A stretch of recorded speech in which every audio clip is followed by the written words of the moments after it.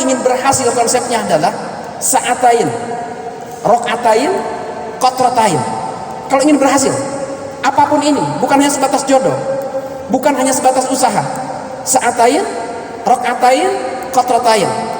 Jam 2 malam, 2 rakaat, 2 tetes air mata.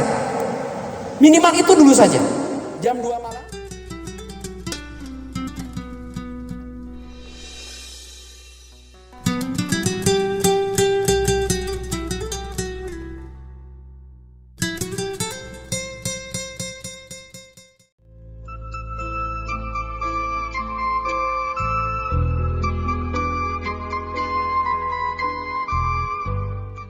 Bismillahirrahmanirrahim.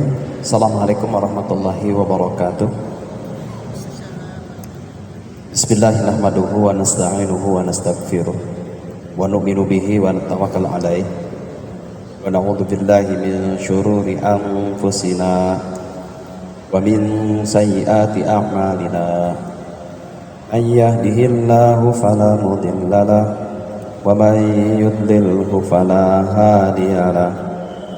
Asyhadu an la ilaha illallah wa asyhadu anna Muhammadan abduhu wa rasuluh.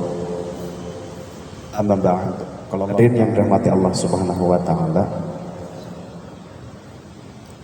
Allah Subhanahu wa taala yang menghantarkan kita bisa duduk di majelis yang mudah-mudahan dirahmati oleh Allah Subhanahu wa taala. Duduk kita di sini jauh sebelum kita lahir, Allah sudah tahu. Dan duduk kita di sini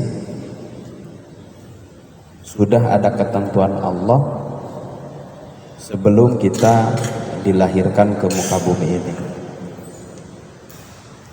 Hadirin sekalian, orang yang duduk di majelis adalah orang-orang yang dipilih oleh Allah Subhanahu wa taala, orang-orang yang dikehendaki oleh Allah Subhanahu wa taala. Maka berbahagialah, bersyukur orang yang selalu dipilih oleh Allah untuk duduk di majelis-majelis taklim. Duduk kita di sini adalah tangisan orang-orang yang mereka ingin duduk, tapi Allah belum mengizinkan. Allah belum memberikan kesempatan itu. Hari ini kita bisa duduk di sini karena ada sebuah amalan yang dengan amalan itu Allah suka, dengan amalan itu Allah ridha, dan dengan amalan itu Allah senang. Dengan senangnya amalan tersebut, dengan Allah ridha dengan amalan tersebut, maka kita dipilih lagi bisa duduk di majelis-majelis taklim. Artinya apa hadirin sekalian? Artinya ketika seseorang disukai oleh Allah, maka dia akan dipilih lagi untuk duduk di majelis-majelisnya. Dia akan dipilih lagi untuk duduk di majelis-majelis ilmu. Ini yang harus kita yakini. Tamsilnya seperti begini. Kita ini suka dengan sebuah pakaian. Karena kita suka dengan pakaian itu, baik dari warna, potongan, ukuran begitu ya, kemudian enak juga dipandang pakaian itu, maka kita akan lagi dan lagi untuk menggunakan pakaian-pakaian itu. Nah hadirin sekalian, Allah pun kurang lebih seperti itu. Ada amalan yang Allah suka dari kita, ada amalan yang ridho dari kita, maka kita dipilih lagi untuk duduk di majelis-majelisnya. Nah, ini kita syukuri ya, bahwa ini adalah kasih sayang Allah Subhanahu wa taala. Baik, hadirin sekalian, Syekh Imam Ibnu Athaillah As-Sakandari di dalam kitab Hikam menyampaikan, arih nafsaka minat tadbir fama qama bihi ghairuk anka la takum bihi li nafsik. Sepikan, kosongkan atau lenturkan hatimu untuk menerima apa yang ada dalam pengaturan. Tadbir itu adalah kita berpikir sesuatu yang kita kerjakan, atau kita berpikir memikirkan hasil dari apa yang kita pikirkan. Itu tadbir namanya. Fama qama bihi ghairu, apa saja yang sudah diatur oleh selainmu, maka kamu jangan mengaturnya untuk dirimu. Ibu sekalian, ini masih ada kaitannya dengan hikmah ketiga, hikmah kedua. Ini masih ada kaitannya. Coba kita lihat dulu. Di dalam hikmah-hikmah sebelumnya, iradatukat tajrid dan seterusnya, makom itu ada dua. Ada makom tajrid, ada makom asbab. Makom tajrid itu adalah makom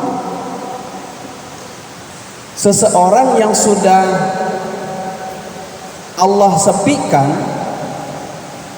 makom yang sudah Allah bersihkan dari urusan-urusan duniawi. Contoh kayak gini, seseorang sudah tidak punya anak, tidak terlalu banyak kewajiban-kewajiban yang harus dia lakukan di rumah tangganya, maka makom tajrid, dekat dengan Allah dengan amal melalui amalan, jauh lebih baik.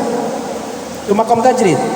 Tetapi kalau makom asbab, makom yang masih berkaitan dengan orang banyak, makom yang masih bersentuhan dengan makhluk sosial, kita memutuskan untuk menikah, punya istri, punya anak, maka di sana ada kewajiban yang harus kita penuhi. Istri harus dinafkahi, anak juga harus diberikan biaya kehidupannya, biaya pendidikannya. Maka karena kita memutuskan punya istri, juga memiliki anak, maka kita berada di makom asbab, makom yang berkaitan dengan orang banyak. Dan dua makom ini adalah makom-makom yang sangat istimewa, baik itu makom tajrid ataupun makom asbab. Dua-duanya adalah makom yang sangat istimewa sekali ketika kita melakukannya dengan penuh khusyuk dan konsentrasi. Hadirin sekalian, makom asbab, makom yang bersentuhan dengan orang banyak, ada dua syarat, dua ketentuan. Dengan makom ini akan sampai kepada Allah. Satu, kita melaksanakan makom asbab ini harus dengan konsentrasi, fokus, harus betul-betul tawajuh kepada Allah Subhanahu wa taala. Ini makom asbab ini harus fokus, harus konsentrasi. Yang kedua, kita melaksanakan makom asbab ini dengan meninggalkan hal-hal yang diharamkan, atau mencari asbab, menggunakan asbab dengan makom asbab ini dengan melakukan hal-hal yang halal. Maka kalau orang berada di makom asbab dengan menggunakan dua syarat ini sudah cukup untuk sampai kepada Allah Subhanahu wa taala. Tadi dengan apa? Dengan konsentrasi, fokus, tawajuh. Kemudian yang kedua, melakukan makom asbab ini dengan sesuatu yang dihalalkan oleh Allah Subhanahu wa taala. Hikmah yang berikutnya adalah sawabikul himam la tahruku aswarul aqdar. Sehebat apapun usaha kita. Ini hikmah yang ketiga. Jadi karena kita sudah punya apa? Kita sudah punya kewajiban berada di makom asbab, bersentuhan dengan orang banyak, bersentuhan dengan makhluk sosial, maka kita harus sungguh-sungguh. Hanya sawabikul himam la tahruku aswarul akdar. Hikmah yang ketiga, sehebat apapun usaha kita, sehebat apapun ikhtiar kita, la tahruku aswarul akdar, kita tidak akan bisa untuk melewati dinding takdir Allah Subhanahu wa taala. Jadi kita berada di mana? Di posisi ikhtiar nih, usaha ikhtiar, tetapi usaha kita ujung-ujungnya adalah harus diserahkan kepada Allah Subhanahu wa taala. Nah, setelah kita melakukan usaha yang sungguh-sungguh, setelah kita melakukan usaha yang yang serius, dengan melakukan asbab yang dihalalkan oleh Allah Subhanahu wa taala, kita bertemu di makom yang keempat. Arih nafsaka minat tadbir. Sepikan, kosongkan minat tadbir dari memikirkan sesuatu hasil dari apa? Dari usaha kita. Artinya apa? Artinya ibu sekalian, kita diperintahkan oleh Allah hanya untuk berusaha saja, ya, berusaha saja. Tetapi kita jangan melihat hasil. Minat tadbir, jangan melihat hasil, karena hasil itu adalah ranah Allah Subhanahu wa taala. Kan begini, kita diperintahkan hanya untuk usaha saja. Seorang suami, ya, sekali lagi seorang suami, dia berusaha, dia berikhtiar dari pagi, mencari atau menjemput rizki dari Allah Subhanahu wa taala dari pagi sampai siang sampai sore. Yang diperintahkan oleh Allah itu hanya usahanya saja. Yang diperintahkan oleh Allah itu hanya ikhtiarnya saja. Adapun hasil dari usaha itu tidak wajib. Karena hasil itu adalah ranah Allah Subhanahu wa taala. Hasil itu adalah hak prerogatif Allah. Nah, kadang-kadang hari ini, Ibu sekalian, banyak orang yang stres, banyak orang yang kadang-kadang gelisah, banyak orang yang gundah gulana, tidak enak tidur. Kenapa? Karena kita kadang-kadang suka masuk ke ranah yang bukan ranah kita. Kita sudah berusaha dari pagi sampai sore, bahkan kita ngelembur, masih ada pelanggan kita layani lagi. Tetapi kadang-kadang kalau kita melihat hasil, kok hasilnya segini gitu, hasilnya nggak maksimal, ini kenapa? Nah, hadirin sekalian, kalau kita melihat hasil, dipastikan kita akan menemukan kekecewaan. Kenapa? Karena hasil itu bukan urusan kita. Kan gini, ada orang, kalau seorang dai, tugasnya adalah berdakwah. Seorang dai itu tugas dia hanya mengajak saja. Tetapi yang diajaknya itu berangkat atau tidak, itu bukan urusan kita, itu urusan Allah. Yang penting kita mengajak saja, mengajak bagaimana umat ini mau memakmurkan masjid, bagaimana umat ini mau dekat dengan ulama. Itu ajakan kita. Terlepas orang yang diajak oleh kita mau berangkat ataupun tidak, itu urusan Allah Subhanahu wa taala, bukan urusan kita. Hanya kita mengajaknya jangan sekali, hanya kita mengajaknya harus berkali-kali. Atau kita mengajaknya hari ini ngajak, besok ajak lagi, besok ajak lagi. Ini orang belum berangkat juga, ajak lagi sama kita. Berangkat atau tidak itu bukan urusan kita, itu adalah urusan Allah. Jadi hadirin sekalian, kalau kita berusaha, berjuang, mati-matian, baru di ujung-ujungnya kita mengadakan evaluasi. Di ujung-ujungnya kita mengadakan introspeksi. Kenapa dagang saya tidak laku? Itu tanya sama diri kita. Mungkin kita kurang sungguh-sungguh. Kan tadi syaratnya makom asbab itu satu harus sungguh-sungguh, tawajuh, kemudian melakukan atau melaksanakan asbab ini dengan sesuatu yang dihalalkan oleh Allah Subhanahu wa taala. Hanya ketika kita tidak hasil, itu evaluasi. Harus ada evaluasi. Kenapa saya tidak berhasil? Kenapa dagang saya tidak laku? Padahal tetangga kita juga dagang yang sama, dagang baju yang sama, dari toko yang sama, belanja yang sama. kemudian pelanggannya juga itu. Tapi kenapa tetangga kita laku, yang kita nggak laku? Itu evaluasi sama kita.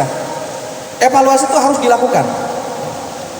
Tanya diri kita, kenapa tetangga kita laku tapi kita nggak laku? Mungkin satu, dagangnya kita belum sungguh-sungguh. Satu itu. Kemudian yang kedua, kenapa dagang saya tidak laku? Mungkin ada niat yang tidak lurus. Yang ketiga, kenapa dagang saya tidak laku? Mungkin karena kita buruk sangka kepada orang lain. Kan gini ibu sekalian, kita dagang, toko kita bergandengan dengan toko yang sebelah, sementara jualannya sama. Tapi kenapa toko saya nggak begitu laku, nggak seperti toko yang sebelahnya lagi? Kenapa? Kadang-kadang kita suka ada buruk sangka, jangan-jangan toko sebelah ini menyimpan sesuatu di toko saya gitu. Atau jangan-jangan ada orang yang dolim kepada kita menyimpan sesuatu supaya dagang saya tidak laku. Mungkin karena kita buruk sangka seperti itu yang menyebabkan kita tidak laku usaha kita. Sebuah perusahaan, ini tamsil yang sering diulang-ulang ya, biar kita semakin tahu, semakin paham bahwa kita tidak boleh buruk sangka kepada siapapun. Ada dua perusahaan, dua pemilik, perusahaannya sama, pelanggannya juga sama, barang yang dijualnya juga sama, modalnya juga sama, rizkinya sama nggak kira-kira? Nggak bakalan, ibu sekalian. Kenapa? Karena yang menentukan rezeki itu adalah Allah, bukan kita. Seorang bapak dari pagi kerja keras, padahal di rumahnya nggak ada makanan. Dia sudah dagang tapi tidak juga laku. Kemudian dia juga mencari uang pinjaman juga tidak ada yang ngasih umpamanya. Dia sudah berusaha habis-habisan tapi nggak hasil. Sampai keluarganya kelaparan. Dosa nggak kira-kira? Enggak, hadirin sekalian, enggak dosa. Kenapa? Karena sudah usaha. Jangan takut hilang angka nominal yang kita dapatkan. Yang harus kita takutkan adalah ketika Allah menghilangkan nilai keberkahan dari apa yang kita dapatkan. Kita mendapatkan sesuatu yang, atau kita mendapatkan uang sedikit, tidak usah kecil hati.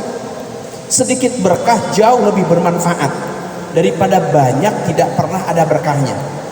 Kan hari ini tidak sedikit orang yang mendapatkan gaji bulanan, bukan 100-200 ribu, jutaan malahan. Tapi kenapa? Tidak cukup untuk membayar hutang, tidak cukup untuk menyelesaikan biaya pendidikan, bahkan untuk menutupi kebutuhan di rumah pun juga tidak cukup. Kenapa? Karena Allah sudah mencabut keberkahan dari apa yang dia dapatkan itu. Tetapi juga tidak sedikit hari ini banyak orang dia mendapatkan angka nominal untuk kebutuhan keluarganya itu sangat pas-pasan sekali, tetapi mampu untuk menutupi biaya pendidikan, mampu untuk membayar hutang-hutang yang lain, bahkan tidak cukup dengan itu, mampu juga untuk apa?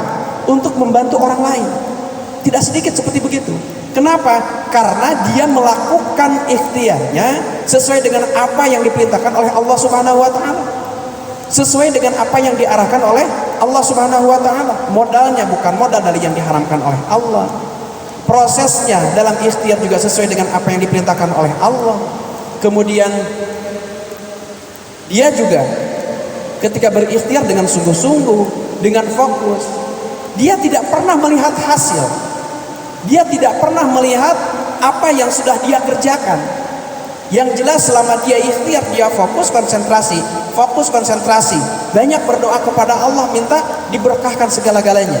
Sholatnya terjaga, baca Qur'annya juga terjaga, sholat duha juga terjaga, malamnya tahajud tidak pernah ketinggalan. Sehingga ketika di siang hari, hadirin sekalian, ketika dia mendapatkan rizki, walaupun angkanya kecil, tetapi Allah berkahkan segala-galanya. Sesuatu yang sudah diatur oleh Allah Subhanahu wa taala, kita tidak usah ikut mengaturnya lagi. Makanya tadi arih nafsaka minat tadbir fama qama bihi ghairuk anka la takum bihi li nafsik. Sesuatu yang sudah diatur oleh Allah, kita jangan coba-coba ikut mengatur lagi. Yang sudah ada dalam jaminan Allah, satu, rizki. Yang kedua, kebahagiaan.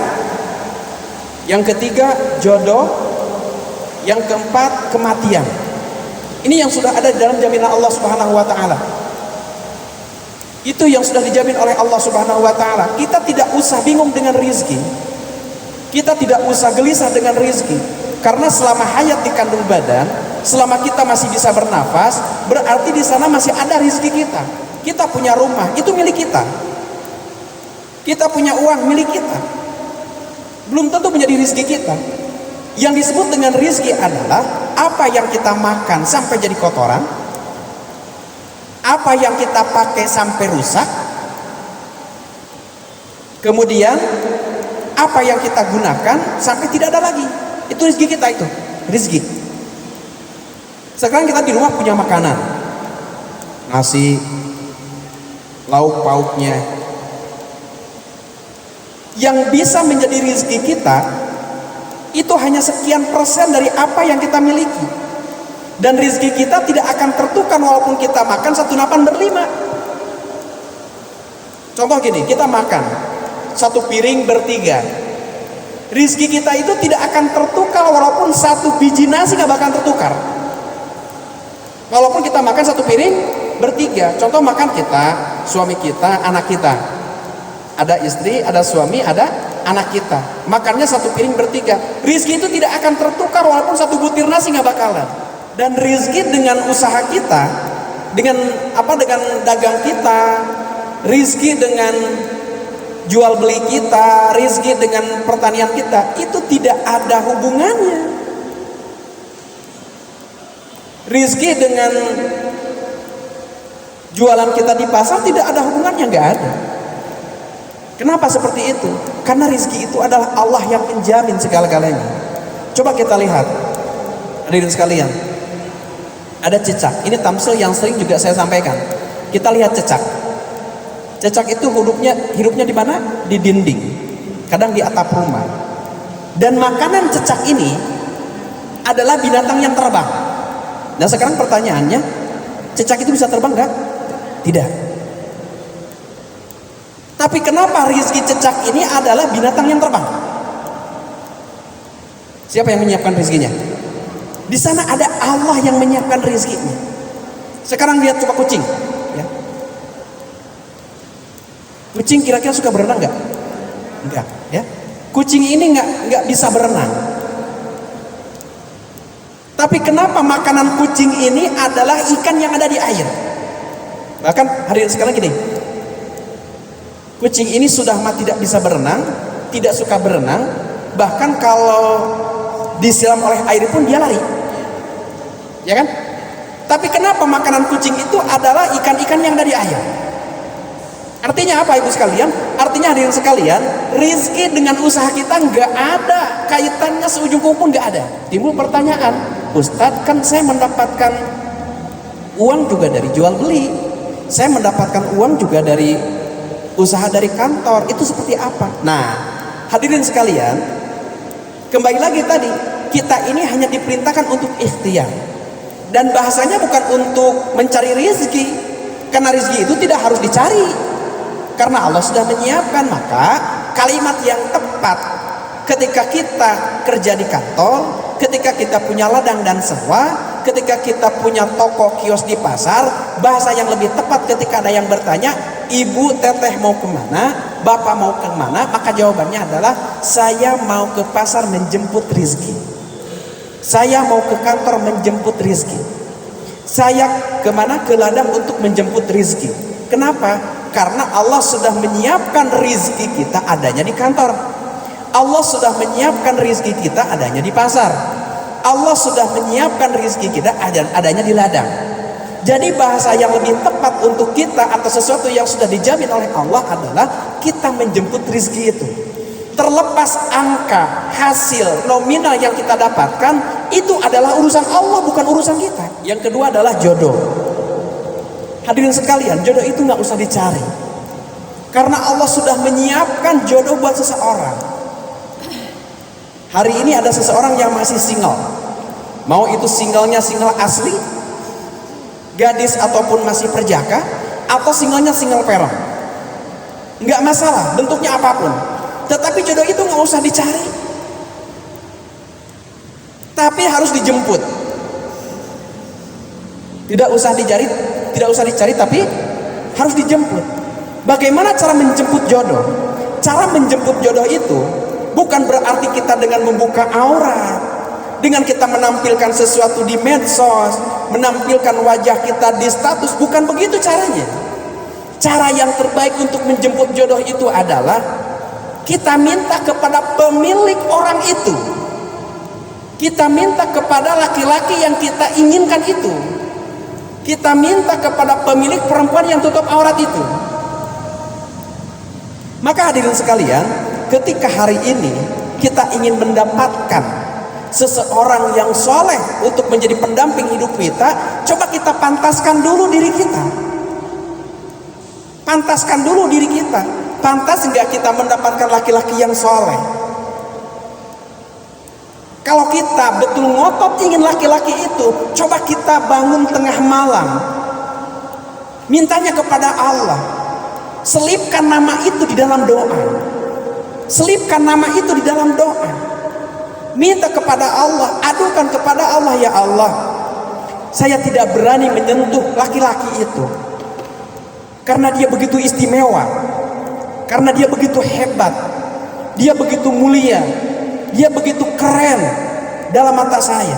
Ya Allah, sampaikan hati saya, keinginan saya kepadanya, dan tolong ridhoi. Minta kepada Allah, titipkan kepada Allah, minta kepada Allah, selipkan dalam doa setelah 2 rakaat.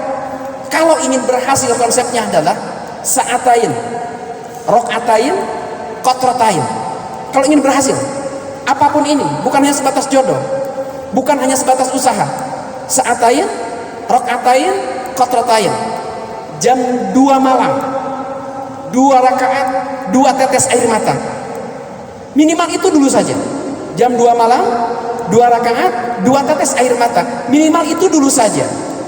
Kita berbisik kepada Allah, bawa namanya di dalam doa. Minta, ya Allah, saya butuh orang ini untuk menjadi imamku dunia dan akhirat. Bukan didatangi laki-lakinya, bukan. Ya, bukan didatangi laki-lakinya, tapi datangi Allahnya. Bisa saja terbaik menurut kita, tapi terburuk menurut Allah. Tapi yang salah menurut kita, tapi itu terbaik menurut Allah. Maka yang kita cari adalah bukan terbaik menurut kita, tapi terbaik menurut Allah. Kematian ini sudah ada di tangan Allah, yang sudah dijamin oleh Allah. Kematian itu tidak harus diminta. Fa idza jaa ajaluhum la yastakhiruna sa'atan wa la yastaqdimun.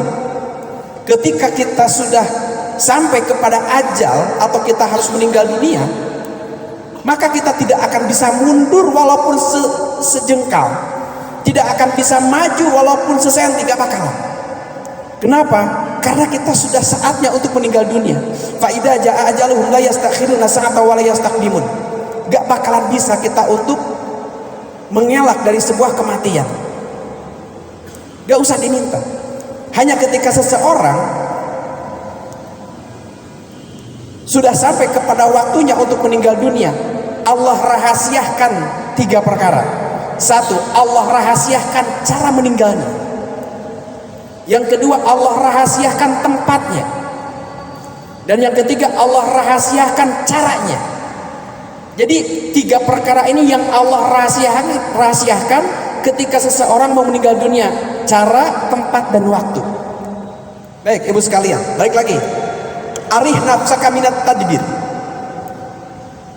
Jangan pernah kita masuk kepada ranah hasil. Jangan kita masuk ke ranah hasil. Jangan. Kenapa? Karena itu adalah ranah Allah Subhanahu wa taala. Kita mengajak orang lain bagaimana taat kepada Allah, ketika orang yang diajak oleh kita tidak mau berangkat, ya sudah, nggak apa-apa, bukan urusan kita. Itu urusan Allah. Dan itu lebih simpel. Itu lebih simpel, itu lebih tidak begitu rumit, ya. Orang ngajak berdakwah, bagaimana umat ini mau memakmurkan masjid, mau dekat dengan ulama. Tugas kita hanya mengajak. Terlepas dia mau dengan tidak, berangkat ataupun tidak diajak oleh kita, itu bukan urusan kita, itu urusan Allah. Tetapi hadirin sekalian, yang agak rumit itu adalah ketika kita ada di makom asbab. Di makom asbab ini kita kan dikejar-kejar oleh angka nominal. Contoh kayak gini, kebutuhan kita tiap hari 100.000. Sekali lagi, kebutuhan kita satu hari 100.000. Kita berusaha nih mati-matian, tetapi kok hasilnya cuma 50.000.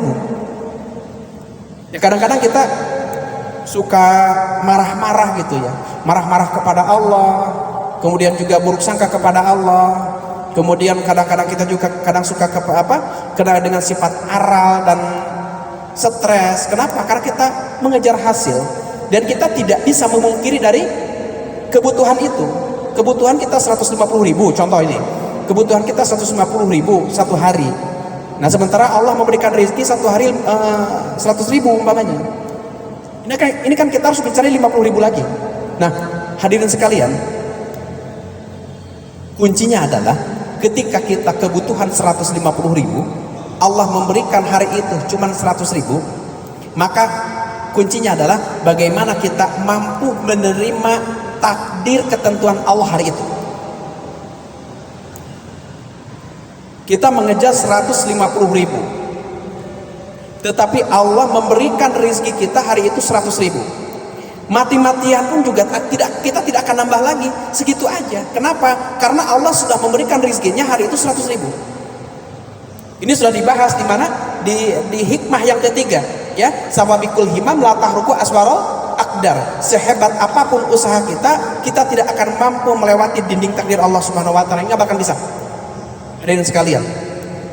Nah, jadi kuncinya adalah bagaimana kita mampu menerima ketentuan Allah yang Allah berikan hari itu. Saya mengulangi lagi, orang yang beriman ketika bangun pagi hari, dia bukan bagaimana menyelesaikan seluruh kegiatan aktivitasnya, tetapi bagaimana dia mampu menerima takdir dari Allah di hari itu. Itu orang beriman.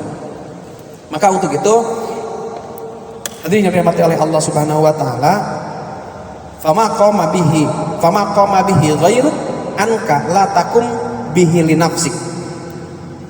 Sesuatu yang sudah Allah tentukan, kita tidak harus ikut mengaturnya. Sesuatu yang sudah Allah pastikan, kita tidak harus ikut dalam pengaturan itu. Kenapa? Karena itu